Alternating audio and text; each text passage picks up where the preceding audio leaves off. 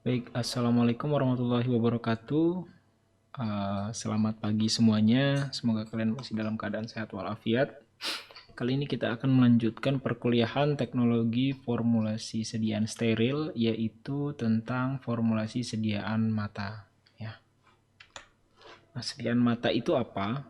Jadi sediaan mata itu adalah sediaan steril ya. Jadi mata itu adalah sediaan steril ya untuk mata itu. Harus kita garis bawahi bahwa untuk sediaan mata itu harus steril. Yang berupa salep. Jadi dia bisa berupa salep, kemudian bisa berupa larutan atau suspensi. Yang digunakan untuk mata dengan jalan meneteskan, ya ini untuk larutan diteteskan.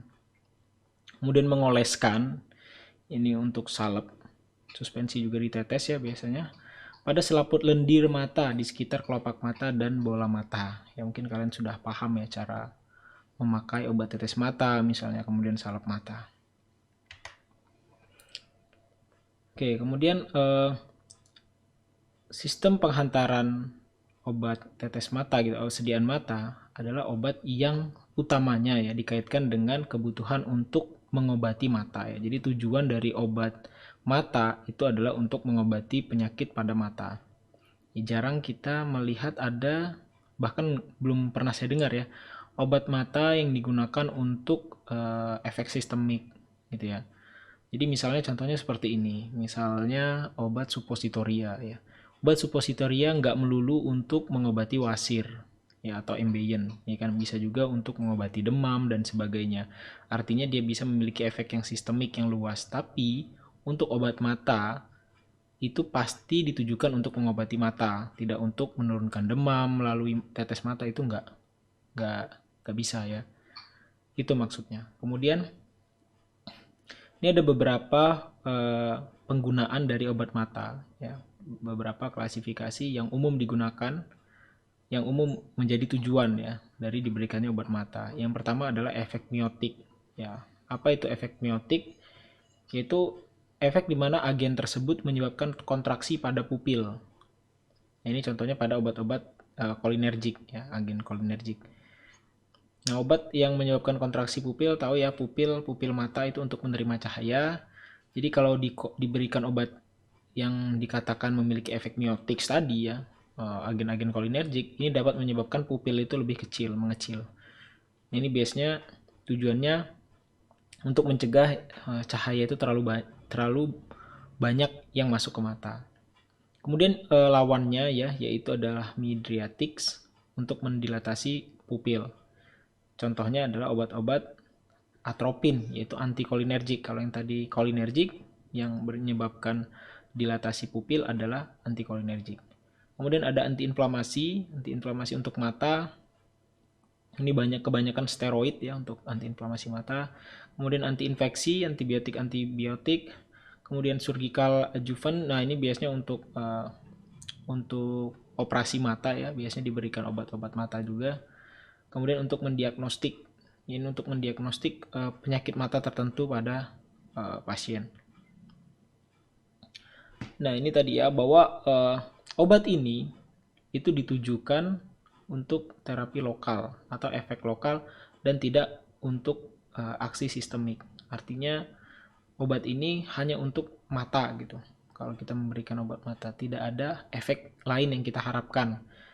Jadi misalnya kita berharap ada efek sistemik, efeknya sebagai penurun demam, itu tidak bisa ya. Kalau kita buat sediaan mata, maka memang fungsinya untuk memiliki efek lokal, yaitu di mata saja.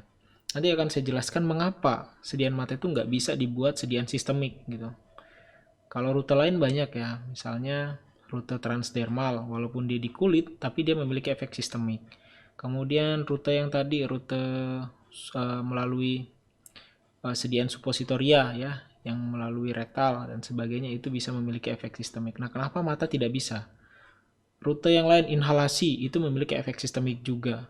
Nah, kenapa mata nggak bisa memberikan efek sistemik? Nanti akan saya jelaskan. Nah, sebelumnya kita harus memahami dulu anatomi dari mata ya. Jadi kalau kita lihat di mata ini adalah kornea ya, yang di sebelah bagian luarnya.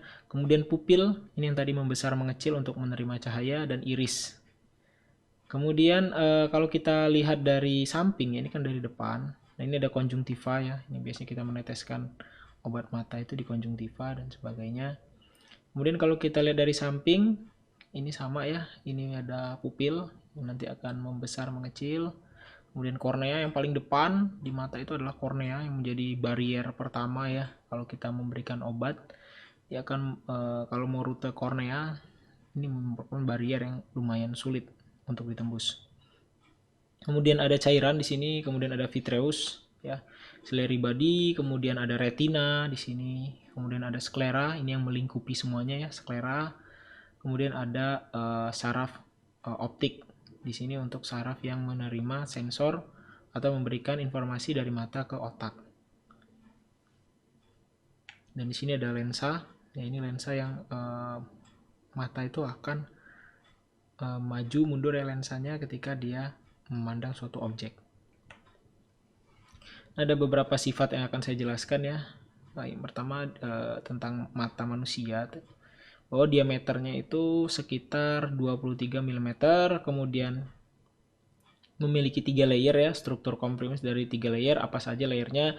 Yaitu yang paling luar ya, lapisan paling luar itu lapisan yang jernih, transparan, kornea, dan putih ya, dan sklera yang opak. Opak itu tidak tembus cahaya maksudnya.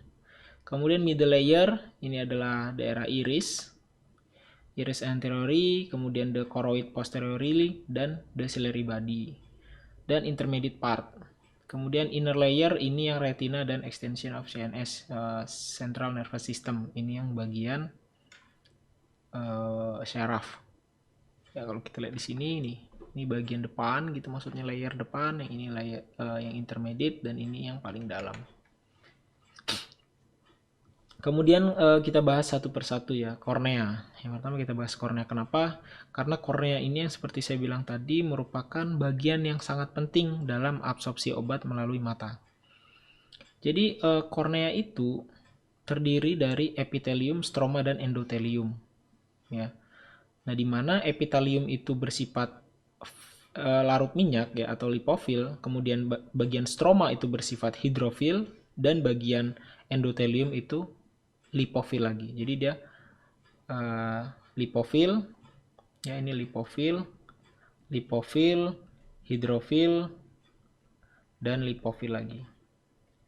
Nah, untuk dapat diabsorpsi melalui rute kornea ya, ini agar obat itu masuk ke dalam, maka dia harus bisa berpartisi.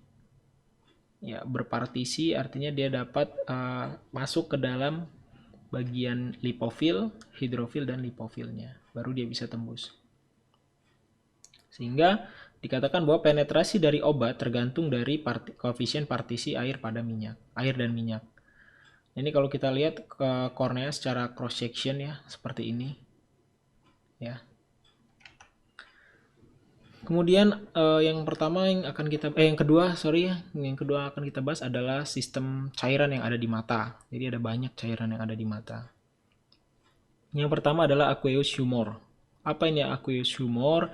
Yaitu cairan yang disekresikan dari darah melalui epitelium dari ciliary body. Ya, kalau kita lihat ini adalah pembuluh darah yang disekresikan melalui dari pembuluh darah menuju epitelium. Mana epitelium? Ya, epitelium itu di sini ya, epitelium. Melalui epitelium dan menuju ke ciliary body ya. Ini ciliary body.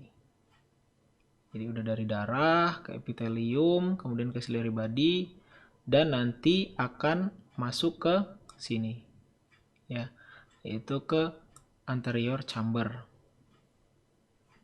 dan posterior juga ya. Jadi anterior, kemudian di sini anterior ya, kemudian yang ini posterior chamber. Jadi diekskresikan di sini dan di sini. Ini adalah aqueous humor kalau cairan yang pertama ya, dimana dia disekresi dari darah ya, dari darah menuju epitelium ya, ini epitelium. Kemudian dia akan menuju ke ciliary body, ini ya ciliary body. Kemudian dia akan menuju ke posterior chamber maupun anterior chamber. Kemudian yang kedua adalah vitreous humor. Kalau vitreous humor itu disekresikan dari darah juga melalui epitelium sama, tetapi dia berdifusi masuk ke dalam vitreous body. Di dalam sini dia. Ya, dia nggak di depan. Kalau tadi kan yang aqueous humor itu di sini ya, daerah sini, ya, kemudian daerah sini. Nah, kalau yang vitreous humor itu di dalam, karena dia berdifusi masuk. Kemudian ada lacrimal glands atau kelenjar lakrimal, ini yang ketika kalian menangis gitu ya, mensekresikan air mata, kemudian dia fungsinya untuk mencuci atau membersihkan benda asing yang masuk ke dalam mata. Kemudian fungsinya untuk melembabkan kornea dari kekeringan. Jadi kalau kalian melek terus, itu salah satu contohnya kalian akan mengalami kekeringan pada kornea sehingga kadang-kadang air mata itu otomatis netes sendiri. Itu ya. Jadi ini ada 3 jenis ya cairan dari mata ya. Yang pertama tadi adalah aqueous humor. Di sini letaknya di posterior dan anterior chamber. Sama, dia dari darah menuju epitelium dan melalui ciliary body. Kemudian kalau yang vitreous humor, dia di sini posisinya sama, dari darah juga, kemudian melalui epitelium dari ciliary body, dan tetapi dia berdifusi masuk ke dalam vitreous body. Oke ya. Kemudian mekanisme dari absorpsi okular. Nah, ini yang sangat penting ya. Jadi saya harap kalian serius atau fokus di bagian ini. Jadi rute absorpsi itu ada 2. Untuk rute absorpsi dari mata, dari sediaan mata itu ada non-corneal absorption ya, jadi tidak melalui kornea. Ada yang corneal absorption, jadi dia melalui kornea. Kalau yang non-corneal maka dia berpenetrasi melalui sklera dan konjungtiva ke intraocular tissue. Ya, dia masuknya melalui sklera dan konjungtiva. Nih, saya kasih gambaran, sklera itu di sini. Ya, jadi dia kornea kan di sini nih. Ini kornea. Ini nggak melalui kornea, dia melalui sklera. Ya, kemudian dia melalui konjungtiva. Sini ya konjungtiva itu. Ini konjungtiva. Nah, itu tempat absorpsi melalui rute non-kornea. Kemudian non-produktif. Dia tidak produktif karena penetrasi dari obat itu dia absorpsi melalui sirkulasi sistemik. Nah, ini sebenarnya nggak bagus. Kenapa? Karena dia akan diabsorpsi ke sirkulasi sistemik. Nah, tadi kan saya bilang bahwa nggak bisa katanya sediaan mata itu masuk ke sirkulasi sistemik. Bisa, tetapi kadarnya sangat sedikit. Jadi percuma. Karena nggak mungkin kita ngasih obat dengan dosis yang besar ke mata, maka otomatis apalagi tempat absorpsinya sangat kecil ya. Sklera dan konjungtiva ini kan tempat kontaknya dengan obat itu sangat kecil, sehingga mau berapa lama obat itu menempel di mata gitu kan. Nah, akibatnya kalau dosisnya kecil, fungsinya untuk mata, ini bisa diabsorpsi melalui rute ini juga, non-korneal. Nah, tetapi itu tadi, ini akan diabsorpsi ke sirkulasi sistemik, yang akibatnya tidak ada efek di mata, dan tidak ada efek juga di sistemik, karena memang kadarnya sangat sedikit sekali. Kemudian yang selanjutnya adalah absorpsi kornea, ya, di mana absorpsi kornea ini dia memiliki beberapa kriteria ya, bahwa bagian luar epitelium tadi kita sudah belajar bahwa outer epitelium ini bersifat lipofil ya. Paling luar itu lipofil, kemudian yang bagian tengah ya stroma itu adalah hidrofil, dan bagian dalam itu adalah yang ini. Endotelium itu yang lipofil lagi. Ya, jadi untuk bagian luar ini merupakan rate limiting barrier, di mana porinya hanya sebesar 60 Armstrong. Sangat kecil sekali pori dari kornea bagian luar ini. Hanya bisa diakses oleh ion-ion yang kecil dan molekul lipofil. Jadi selain itu nggak bisa. Kemudian transcellular transport. Ya, dia harus bisa melalui rute transcellular transport. Maksudnya apa? Ya, dia harus bisa melalui kornea, epitelium, dan stroma. Jadi dia harus punya sifat hidrofil, harus punya sifat lipofil juga. Maksudnya gimana? Dia memiliki partisi di kedua bagian tadi, yaitu epitelium dan stroma. Karena kalau udah epitelium dia punya partisi ya, dia punya partisi di sini, kemudian dia masuk ke sini dan memiliki partisi juga di sini, ke endotelium otomatis dia bisa masuk. Kenapa? Karena lipofil sama kan main di atas. Ya, jadi kemungkinan dia bakal tembus. Nah, itu yang paling kita harapkan adalah obat itu melalui rute kornea, karena dia akan memiliki efek lokal yang sangat baik. Ya, bagaimana efek sistemik yang tadi? Yang tadi efeknya sistemik pun nggak berarti, karena dosisnya sangat kecil. Obat-obat tidak bisa kita mau memiliki efek sistemik melalui rute mata itu tidak bisa. Mengapa? Karena umumnya obat-obat itu perlu luas permukaan kontak yang lebih besar dibandingkan hanya konjungtiva dan konjungtiva tadi ya, dan sklera ya, dan sklera ya. Jadi kalau konjungtiva sklera itu kan nggak besar luas permukaannya. Nah, ketika diabsorpsi nantinya jelas hanya sedikit saja molekul yang bisa masuk ke sirkulasi sistemik. Jadi efeknya akan kurang berasa.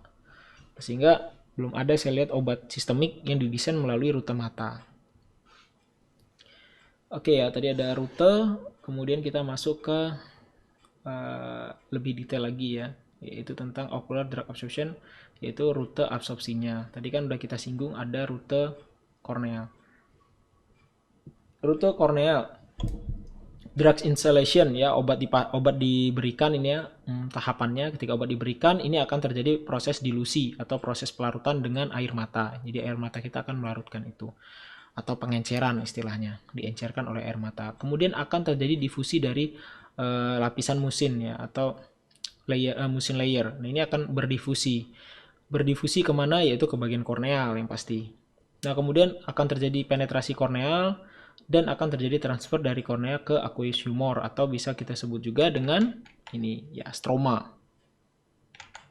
Ya, ke stroma, kemudian dia akan masuk lagi ke posterior ya, dia akan masuk ke ke anterior chamber, kemudian ke posterior chamber dan seterusnya. Ini yang bagian melalui rute korneal. Nah, kemudian ada juga rute non korneal tadi ya. Rute non korneal mencakup penetrasi melalui sklera dan konjungtiva. Ingat ya, kalau dia non korneal itu dua bagian ini ya, yaitu sklera dan konjungtiva. Contohnya gentamistin, prostaglandin, timolol maleat.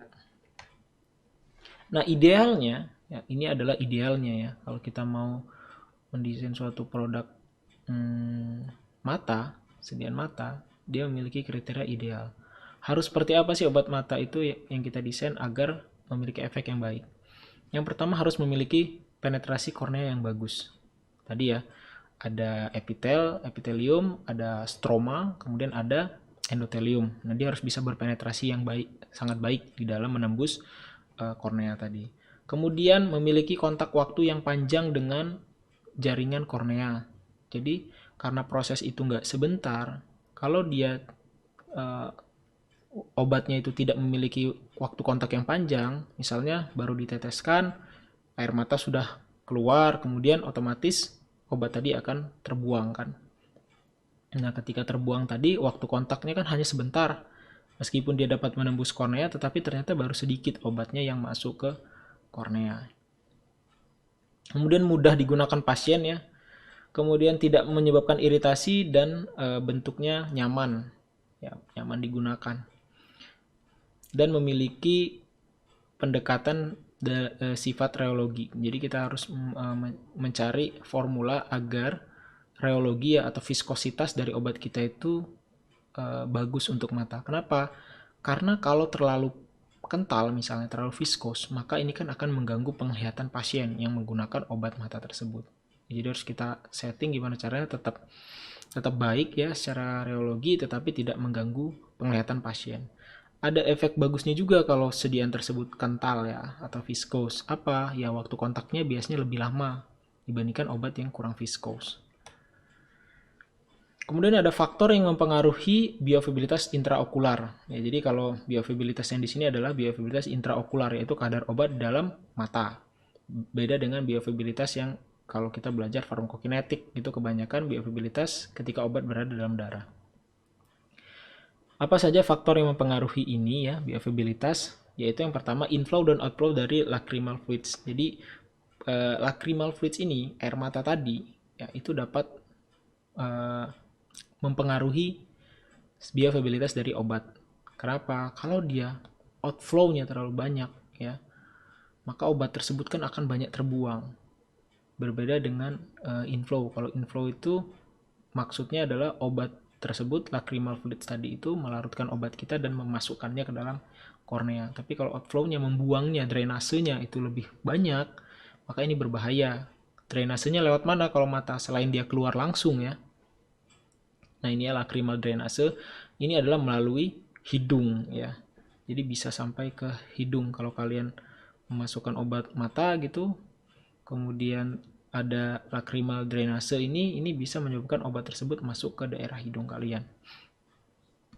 Ini efisiensi nasolacrimal drainase tadi yang sudah saya singgung. Kemudian interaksi antara obat dengan protein dari cairan lacrimal. Nanti kita bahas ya bagaimana interaksinya. Kemudian terencerkan dengan air mata.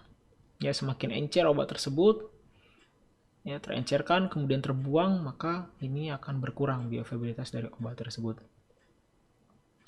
Yang kelima, ya ini tadi lack of itu ya, keterbatasan dari obat atau lemahnya gitu ya permeabilitas korneal dari obat tersebut.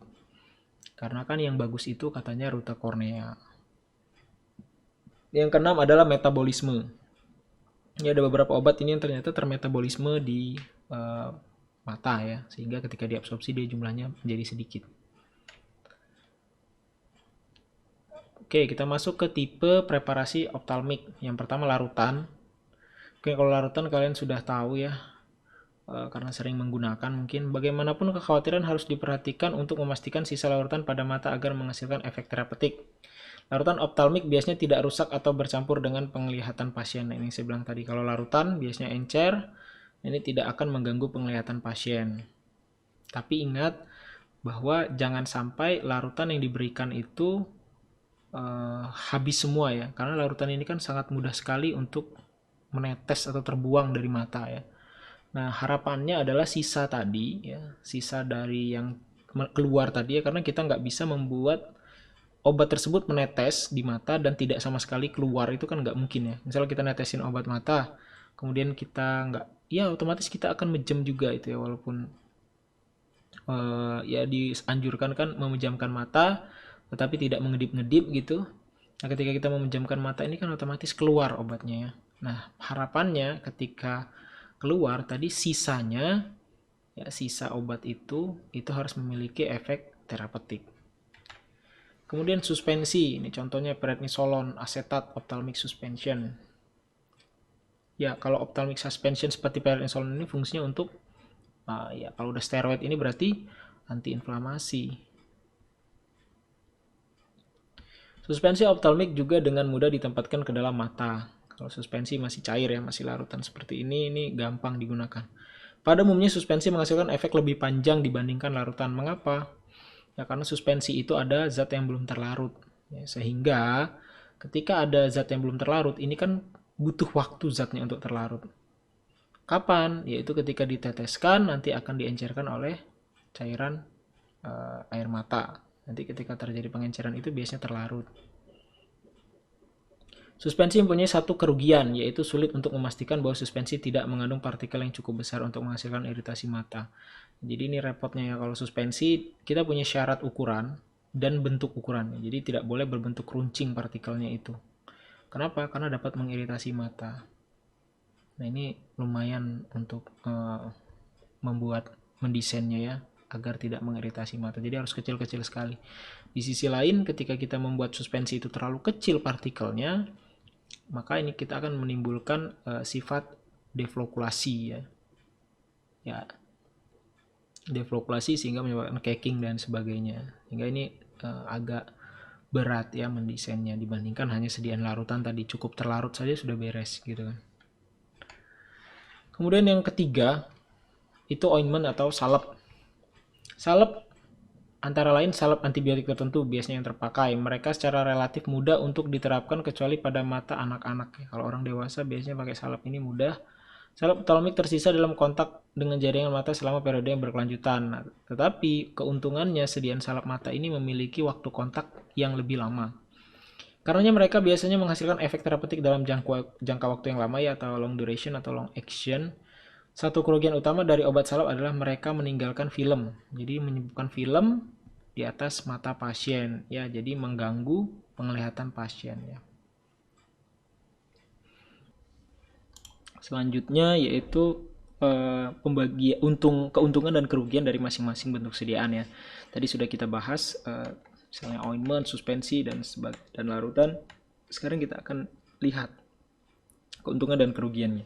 Keuntungan yang pertama dari larutan, dia akan dengan mudah terencerkan dan terbuang ya, tercucikan oleh lakrimal apparatus atau kelenjar lakrimal. Dia dapat diencerkan sehingga tidak mengiritasi mata. Kemudian biasanya tidak mempengaruhi penglihatan pasien, tidak mengganggu penglihatan pasien ya kalau dia larutan. Nah, tetapi kerugiannya adalah dia harus diberikan secara frekuensinya lebih banyak ya maksudnya. Kenapa? Karena efeknya waktu kontaknya itu tidak panjang ya, sehingga dia harus baru diberikan sejam, 3 jam 4 jam lagi diberikan lagi. Kalau kalian pernah berobat ya ke dokter mata, misalnya kalian diberikan antibiotik untuk mata, itu biasanya intervalnya sangat dekat sekali, misalnya per 3 jam, bisa per 4 jam. Jadi selama 24 jam kalian harus menggunakan obat tetes mata bisa sampai 5 kali, 6 kali.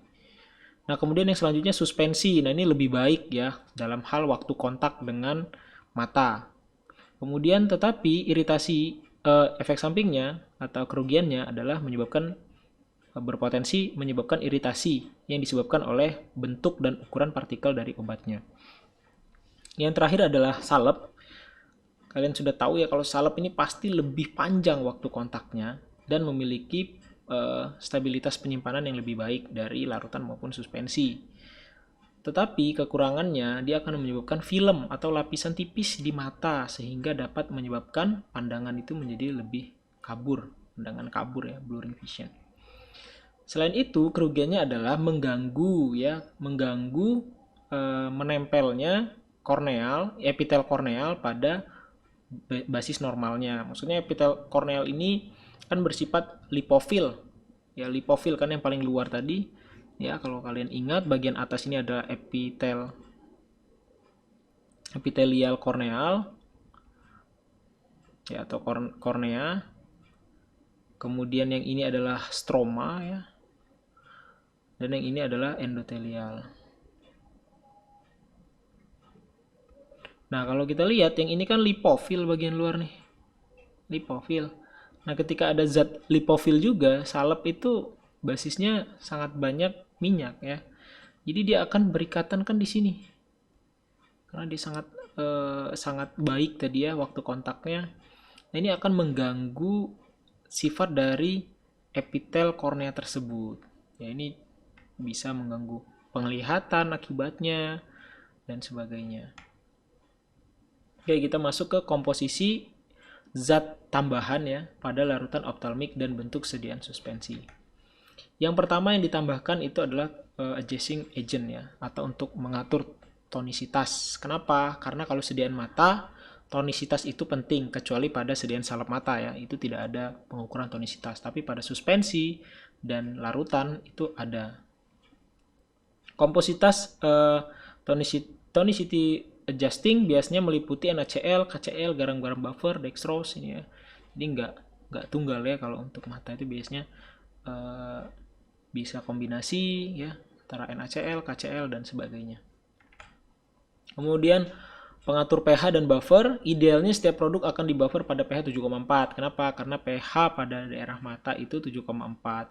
Yang dipertimbangkan pH fisiologis normal air mata. Tetapi apa jadinya nih kalau seandainya zat aktif kita tidak baik gitu ya, tidak baik pada pH 7,4, misalnya harus pH-nya agak asam dikit.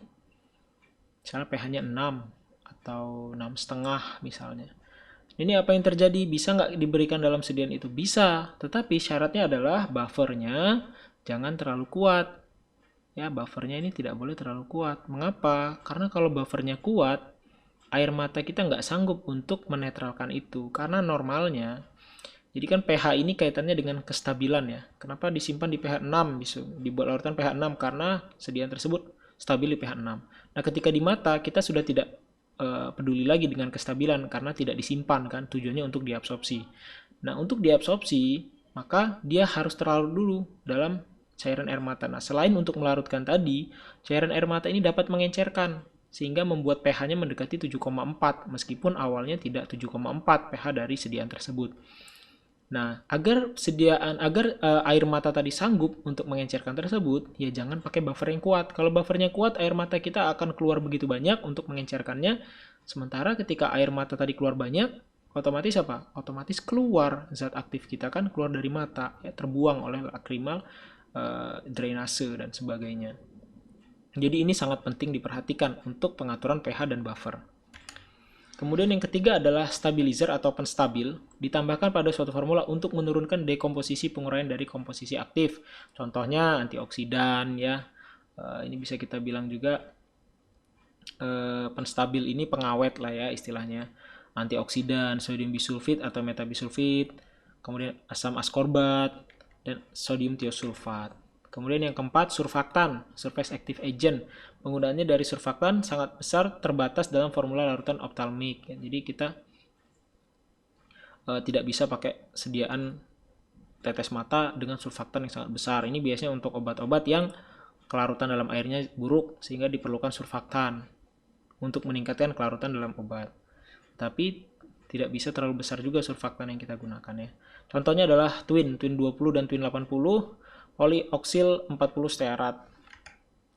Kemudian pengatur viskositas digunakan untuk meningkatkan viskositas larutan optalmik dan suspensi. Jadi untuk larutan dan suspensi saja ini. Tujuannya mengurangi tegangan muka secara signifikan sehingga meningkatkan waktu kontak dengan okular. Ya, kalau kita meningkatkan viskositas memang efeknya adalah meningkatkan waktu kontak. Dengan demikian menurunkan tingkat drainase, ya drainase lakrimal, dan meningkatkan bioavailabilitas dari obat. Jadi nggak mudah obat tersebut terbuang. Contohnya PVA, metilselulosa, hidroksipropil, metilselulosa, dan karbomer. Kemudian yang keenam adalah pembawa, yaitu ophthalmic drop. Obat tetes ophthalmic adalah dengan sedikit pengecualian cairan menggunakan air murni. Jadi pembawanya menggunakan air murni menurut USP sebagai pelarut. Minyak telah digunakan sebagai pembawa untuk beberapa produk tetes mata topikal yang sangat sensitif kelembapannya. Jadi bisa juga ya kita pakai sediaan tetes mata, larutan maupun suspensi itu dengan basis minyak itu no problem ya. Kemudian ketika minyak digunakan sebagai pembawa dalam cairan ophthalmic, mereka harus memiliki kemurnian yang paling tinggi. Jadi tidak boleh ada pengotor yang banyak. Kemudian contohnya olive oil, castor oil, dan sesame oil ini sama dengan injeksi ya. Kalau kalian sudah masih ingat ya tentang injeksi dengan pembawa minyak, selain rute intravena yang pasti ya, itu masih boleh sediaan dengan pembawa minyak, misalnya intramuskular dan sebagainya. Itu menggunakan minyak-minyak yang kurang lebih sama, yaitu vegetable oil. Nah, ada beberapa permasalahan dalam sediaan tetes mata ini ya, atau sediaan mata. Permasalahannya, berbeda dengan mukosa usus, ya kita bandingkan dengan ruta oral, permukaan mata bukanlah sesuatu tempat yang baik untuk proses penyerapan obat oleh mata. Kenapa? Karena, ya kalau kita lihat konjungtiva dan sklera itu sangat rendah luas permukaannya. Sehingga nggak bagus gitu ya untuk absorpsi obat. Hanya sedikit yang bisa diabsorpsi. Hal ini disebabkan karena pengeluaran dan pengaliran air mata ya tadi drainase dan struktur kornea mata yang khas. Ya, jadi penyebabnya selain yang seperti saya bilang barusan yaitu luas permukaan kontak yang sangat kecil ya konjungtiva dan sklera, adanya drainase ya. Drainase ini mengeluarkan cairan yang melawan arah obat. Jadi keluar kalau air mata itu kan. Nah, ini yang menyebabkan masalah sendiri ya. Belum diabsorpsi gitu baru ditetes, langsung ngucur air mata kalian dan langsung terbuang. Kemudian struktur kornea mata yang khas tadi yang ada hidrofil, ada lipofil, kemudian hidrofil, dan yang ini lipofil. Ini kan khas nih. Susah ya untuk mengabsorpsi obat dengan susah obat itu untuk melalui rute ini nih agak susah. karena dia harus memiliki partisi di minyak dan air yang sama bagusnya. Kalau dia hanya memiliki partisi di lipofil misalnya, ya maka dia akan hanya di sini saja, nggak bisa menembus obat itu. Waktu mau ke sini nggak bisa, dia nggak bisa berpartisi ke air. Kalau dia hanya hidrofil, obat tersebut sangat hidrofil misalnya, ya boro-boro ya, dia bahkan di luar, nembus ini aja nggak bisa, gitu. Syarat sediaan mata, yang pertama steril, jelas ya, untuk sediaan mata harus steril. Kemudian isotonis, sebisa mungkin kita buat isotonis, ya, karena kalau tidak isotonis, ini akan memicu terjadinya atau keluarnya air mata, ya, mengiritasi mata itu menyebabkan air mata keluar. Kalau air mata sudah keluar, ya tadi ya, drainase tadi, ingat arahnya air mata itu berlawanan dengan arah obat, sehingga dapat membuat obat tersebut lebih gampang hilang dari mata. Ya boro-boro diabsorpsi di mata aja udah nggak ada gitu istilahnya, kalau dia sudah di drainase melalui jaringan lakrimal tadi. Kemudian isohidri, ya, nah ini ada istilah baru yaitu isohidri. Ya, ada isotonis, ada isohidri. Nah, kalau isohidri ini maksudnya sebisa mungkin larutan kita itu memiliki konsentrasi ya yang sama dengan air pada cairan lakrimal, gitu ya. Jadi dia lebih mudah nanti proses difusi dan sebagainya. Tapi biasanya isotonis itu otomatis sudah isohidri, ya. Kemudian yang keempat jernih. Kemudian bebas partikel asing, serat atau benang, dan tidak iritatif pada mata. Nah, apa saja yang perlu diperhatikan untuk memenuhi persyaratan tersebut? Yang pertama, kecermatan dan kebersihan selama proses pembuatan. Ya beda dengan buat suspensi untuk oral gitu ya, atau larutan oral. Yang ketika ada masih partikel sedikit ya oke lah gitu ya, masih aman. Tapi kalau untuk mata, itu bisa menyebabkan iritasi. Kalian kalau kelilipan saja gitu ya, partikel debu saja masuk ke mata itu sudah gimana rasanya. Apalagi ini ada partikel asing ya yang masuk ke dalam mata kalian, sehingga diperlukan kecermatan dan kebersihan. Kemudian pelaksanaan pembuatan dilaksanakan seaseptis mungkin, ya, jadi sebisa mungkin aseptis. Maksudnya meminimalkan kontak dengan udara yang tidak terkontrol, ya, sehingga biasanya membuatnya ini pun harus pada daerah ruangan yang terkontrol jumlah partikelnya, jumlah kontaminannya, dan sebagainya. Adanya bahan antimikroba yang tepat untuk mencegah pertumbuhan mikroorganisme baik selama pembuatan ataupun pemakaian obat tetes mata. Jadi biasanya kalau tetes mata yang multidos itu ada pengawet. Fungsinya apa? Ya ketika disimpan dan setelah dibuka pertama kali. Setelah dibuka berapa lama tetes mata? 28 hari ya. Jangan lebih dari itu, karena kalau lebih dari itu justru akan berbahaya untuk mata kalian. Kemudian formula yang tepat mencakup larutan isotonis, pH yang sesuai, dan sebagainya ya. Kemudian teknologi pembuatan serta peralatan yang menunjang. Jadi kita harus mendesain gimana misalnya teknologi yang mau dipakai. Apakah kita mau buatnya dalam bentuk larutan, apakah suspensi dan sebagainya. Asal itu sesuai ya, itu tidak masalah. Kenapa kita memilih gitu? Kenapa nggak larutan semua? Ya karena tadi ada kurang lebihnya ya. Ada beberapa obat yang memang tidak bisa larut sehingga harus dibuat suspensi. Ada beberapa obat yang nggak bisa dibuat larutan karena gampang terhidrolisis sehingga harus dibuat dalam bentuk salep dan sebagainya. Oke, terima kasih untuk pertemuan kali ini ya. Kalau kalian ada yang ingin ditanyakan, silahkan tanyakan ke PJ-nya ya, dikumpulkan saja pertanyaannya atau nanti kita buat meeting di Zoom seperti 2 minggu lalu. Oke, sekian dari saya. Semoga kalian tetap sehat ya. Saya akhiri. Wassalamualaikum warahmatullahi wabarakatuh.